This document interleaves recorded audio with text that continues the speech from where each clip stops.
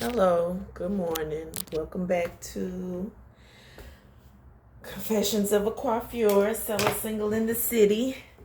Confessions of a Coiffure.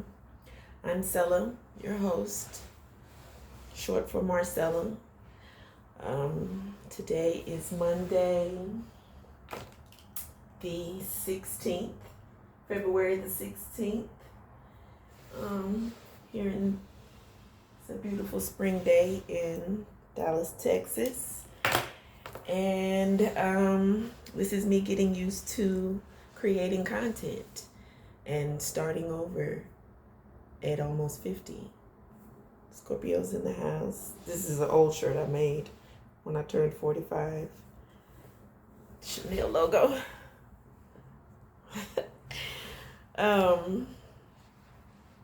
But yeah, I'll be 50 in October. And I wanted to just share a little bit of the day in the life of what starting over at Auntie age looks like for me after being married 28 years, being back on the block. Confessions of a Coiffure comes from me telling my tea. Coiffure is French for hairdresser. I am a cosmetologist by trade, and I just want to try to help somebody's, him, her, she, them, they, in their relationship wherever I can, whatever I say, hopefully will, I intend on trying to, my intention is to try to help someone and never to help, nor to bash the ex, because I started my healing journey a long time ago, and a part of healing means you have to forgive. Even if it means, just because you forgive a person doesn't mean you have to keep dealing with a person, especially when that person decides that they want to stay stuck on the hamster wheel of life and not evolve. But yeah, so my routine is I usually wake up between 4 and 5. I'll do some praying and meditating. Listen to the Daily Audio Bible. It's a app that reads the Bible. It's a 1-year reading plan where you end up reading and or listening to the Bible, the entire Bible, from Genesis to Revelations in a year. And so yeah, I'll listen to that, and I'll go work out depending on my day, because I'm a cosmetologist now / content creator. Depending on how many clients I have for the day, and typically on Mondays it's slower. I am open, but on average, the average client is not at work, and beauty barber salon is closed on a Monday, so it tends to be a slower day anyway. So I'll do some laundry, or which I did this morning, and if not, I'll go about my day creating, strategizing, and continuing my glow up and healing. Those are very general, vague ways of saying it's a lot that goes on into being a sexy, single in the city, independent woman.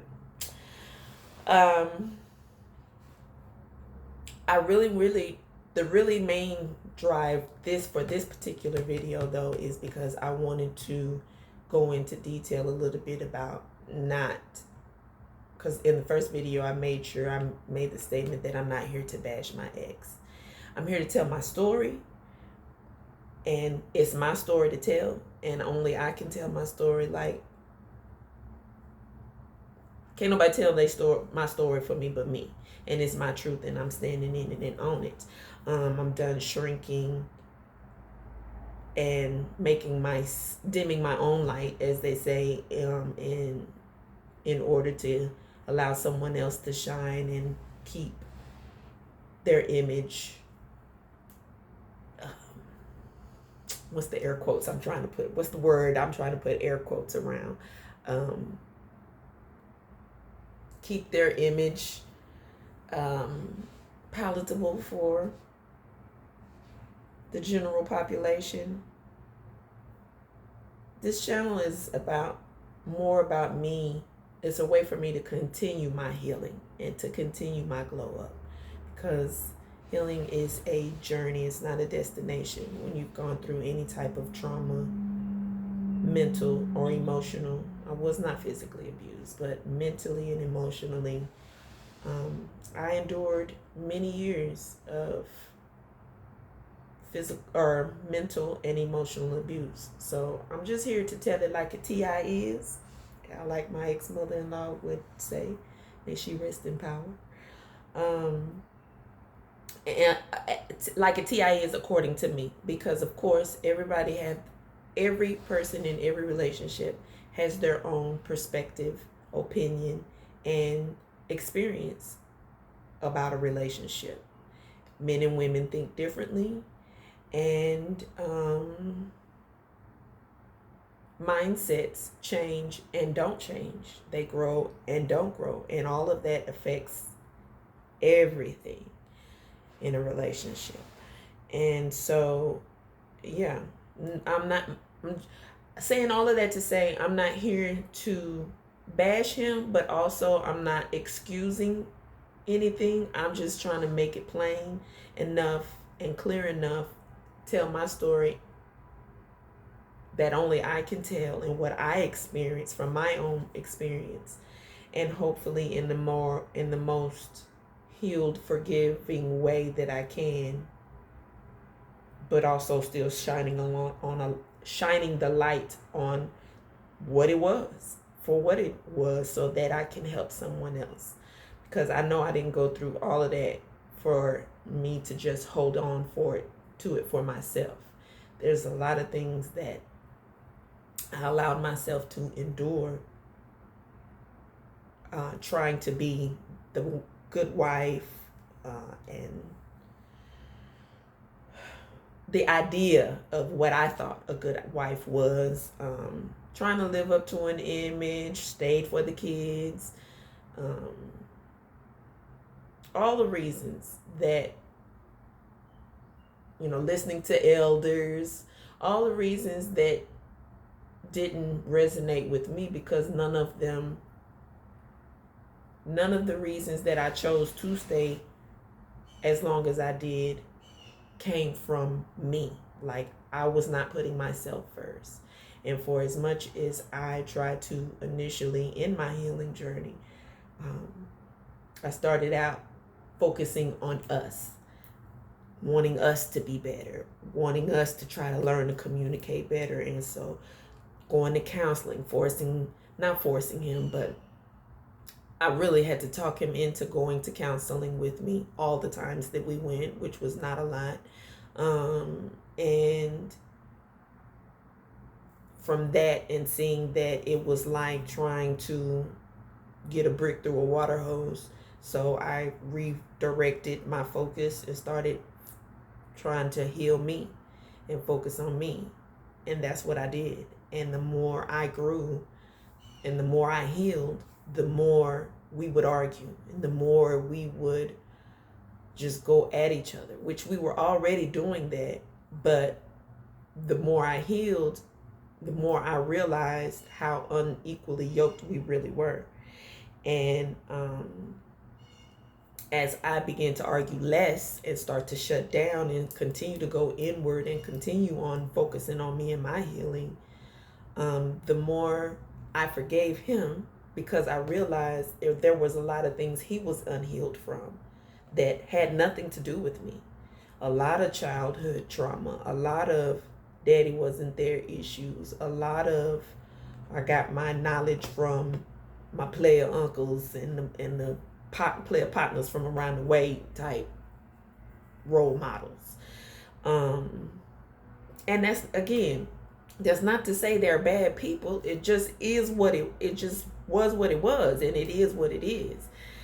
And so as I began, the scales began to come off of my eyes, and I stopped looking through rose-colored lenses. I started seeing how we were two people that were so unhealed so broken, and that there was no way that we could actually love each other the way we needed to love one another unless we worked on ourselves.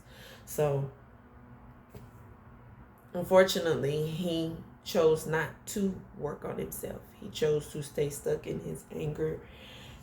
And some anger was directed towards me. We got plenty of time for me to get into the good, bad, and ugly, and indifferent, because part of healing means owning my part in how the marriage started going downhill and ended up in its failure. It takes two for a marriage to either end or survive. Survive makes it sound bad. Marriage, because I'm still open to love, and I still believe in marriage. Successful. It takes two for a marriage to be successful and or for it to come to an end. But yeah, inevitably, the more I grew and healed, the less bothered I became by